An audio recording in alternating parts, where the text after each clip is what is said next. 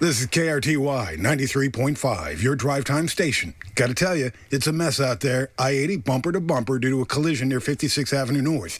Leave yourself plenty of time to get where you're going this morning, and stay tuned to 93.5 for updates on sports, weather, and all the news on the hour, on the half, and when it breaks.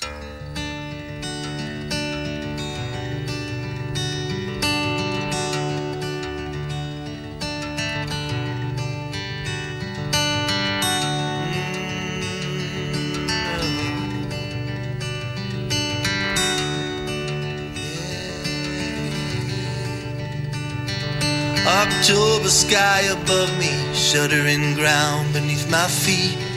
Sometimes it gets to feeling like I can't compete. There's the scent of autumn burning, an ache of something wrong, a dark unsettled feeling that I'm too far gone. Still restless, still waiting, still the spirit flies. It's love that never dies.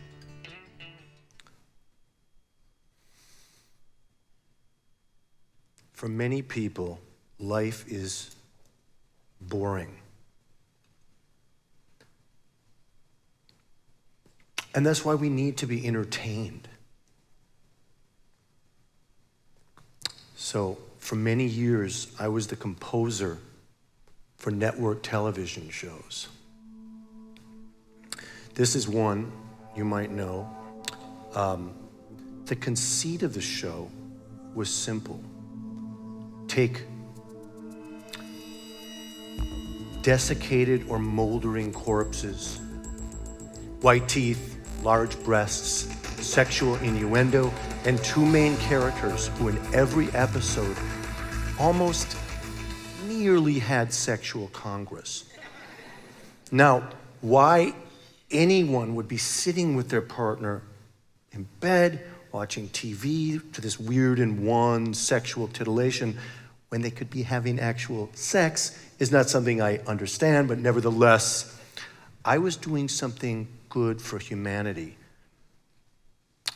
As I sat in my green lumbar chair for 10 years, 6 days a week, 10 hours a day, I was making life seem a little less stultifying for millions of Americans. Now, here are a couple of the cues that I wrote. This one, yes, starts out kind of scary, they all did. And this underscored a drive to a violent crime scene. You can start to see where the cars take off here in your imagination. Now, this next cue was used to enliven a scene in which the two main characters obliquely suggesting having oral sex while a burnt body lay on a gurney.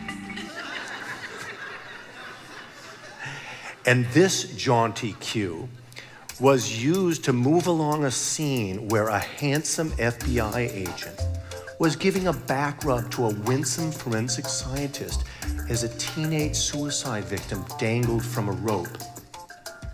But don't get me wrong, I kind of like this kind of work. I was good at it and it was fun sometimes. But I didn't always do that kind of work. I'm an actual rock star.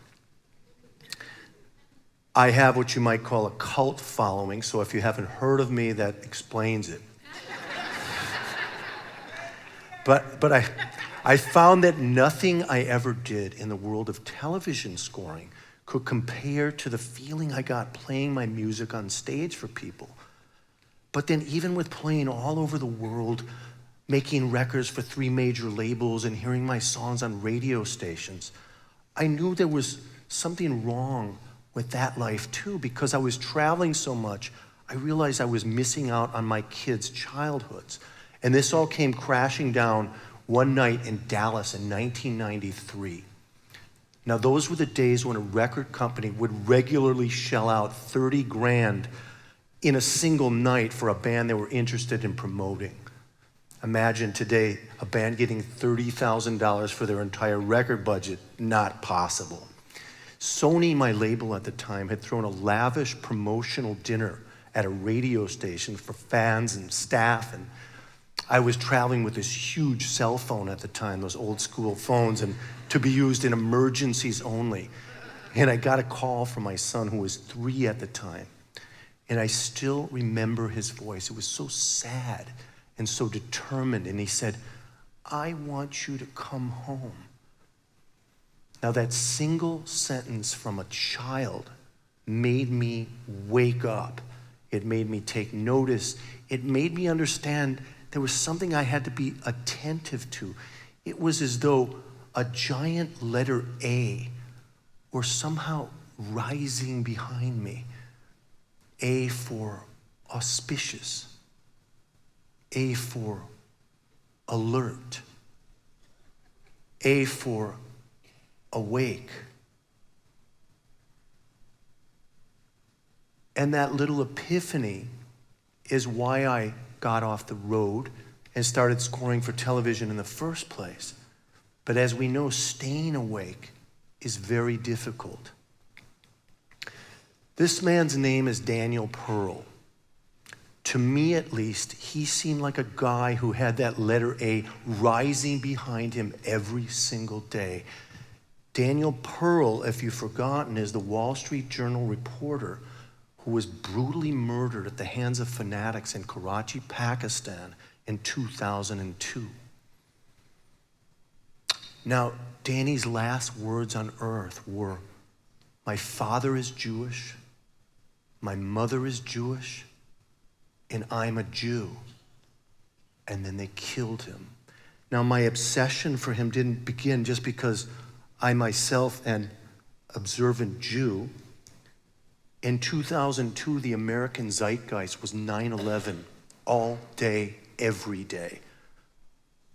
The nation had been irrevocably changed, and it was Danny Pearl's heroic mission to make people understand, make his readers understand something of that unfathomable challenge, that unfathomable tragedy. Unfortunately, it was Danny's passion for that mission that led him into the hands of his killers. It was Danny's heroism that affected me most.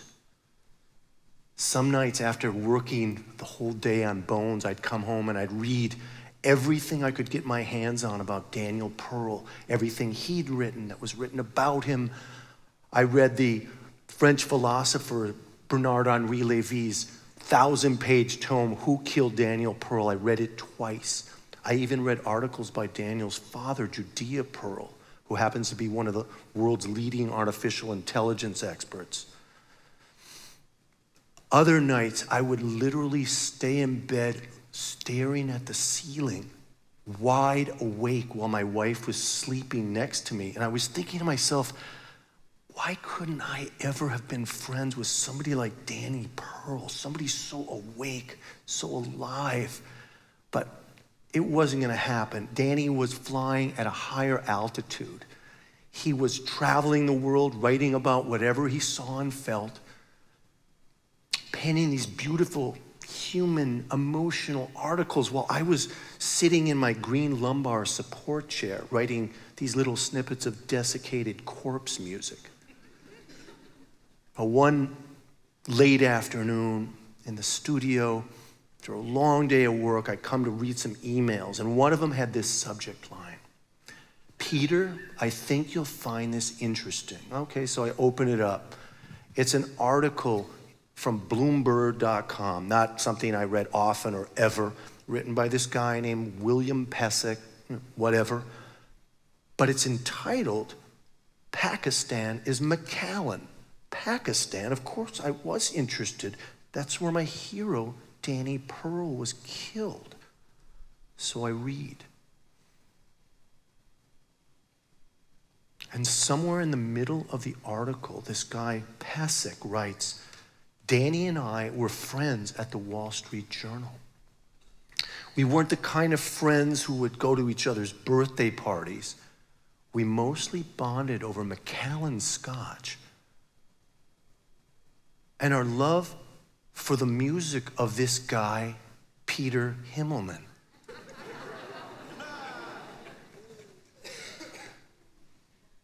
Well, I could hear the FedEx guy come in and ring the doorbell, and my dog was barking, and the assistants in the studio were laughing about something or other, and I was sitting at my desk with tears streaming down my face.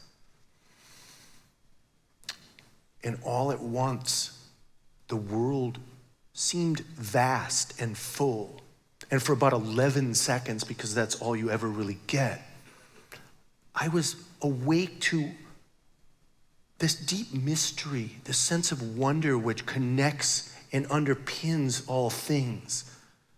And I wrote to Mr. Pesek right then. He answered me back by email in 10 minutes from Tokyo, where he was working as the head of the Asia desk for Bloomberg. This is exactly an excerpt from the letter. Danny and I met you very briefly in late 1995 when you played at the 930 Club in Washington, D.C. You graciously chatted with us for a few moments and even gave me a guitar string that had just busted. While Danny and I loved all of your work, we always agreed that your album, From Strength to Strength, is among the best ever recorded. About 2 days later, I found myself in Encino, California, in the Pearls living room, laughing and crying along with Danny's mother and father, as I stole glances of this big portrait of Danny that was leaning up against their fireplace. And as I turned to look out their picture window out over the low-slung mountains of the San Fernando Valley,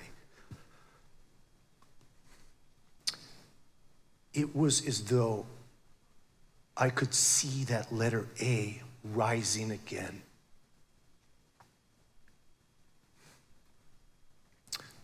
I had awakened that day to the idea that the things we do, the actions we take, have a great significance. And that in spite of the conclusions we've drawn from our many fears and our many failures, we truly matter. I had awakened as well to the idea that even the small things, the thoughts in our heads, our facial expressions, our body language, the things we read and the things we say aloud, have a resonance far beyond our limited reckoning. There's a prayer, and it's my favorite one. When we finally return from our long exile, we will awaken like dreamers, our mouths full of laughter and our tongues with songs of joy.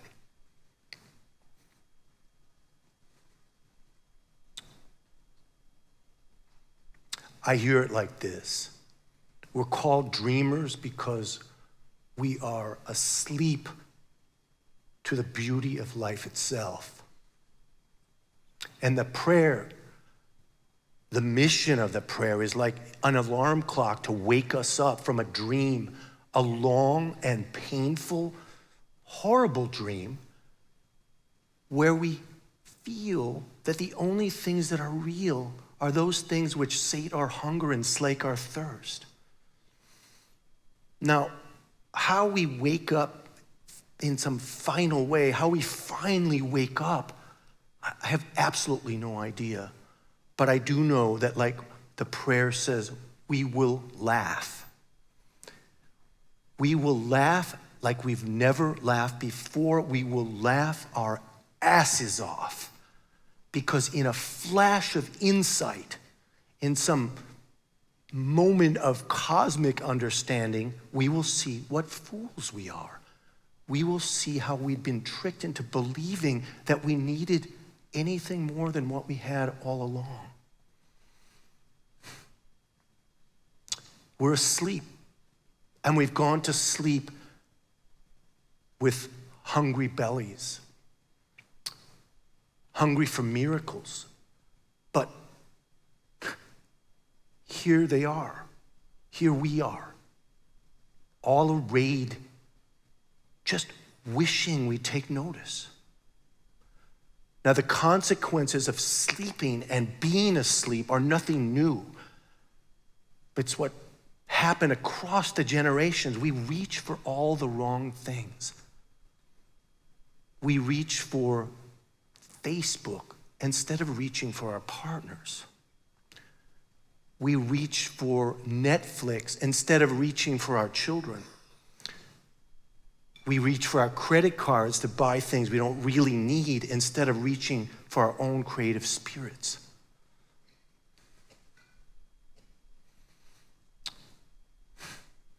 Now, I am absolutely no expert on waking up or staying awake. I have zero advice to offer, no wisdom to proffer.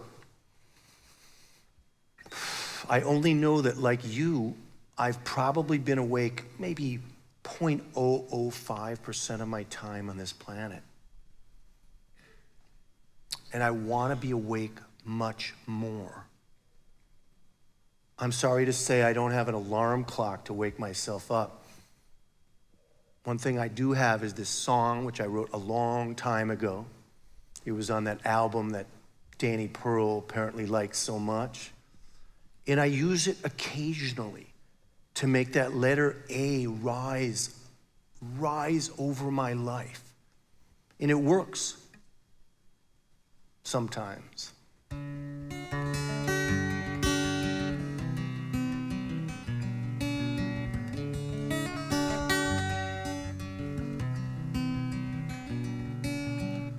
All these impermanent things,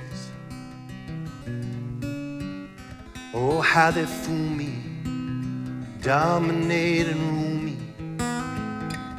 They keep me waiting here forever. All these impermanent things, where the beauty's never aging, worthlessness enraging. You know we always stand alone, we're together. Why keep hanging on to things that never stay? Yeah. Things that just keep stringing us along from day to day.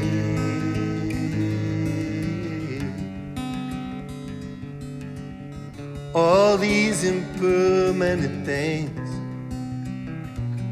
they're trying to convince me, baptize my soul and rinse me, purge my mind of honesty and fight.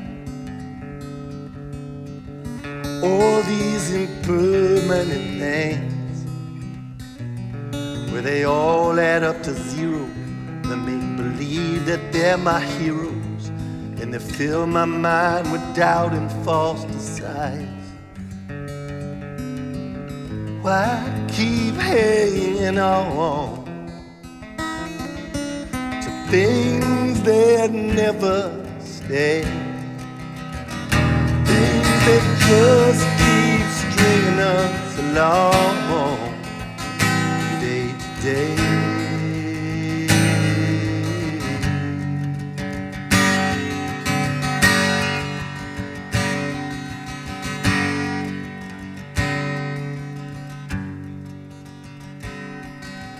Why keep hanging on the things that never stay? Yeah, things that just keep stringing us along from day to day.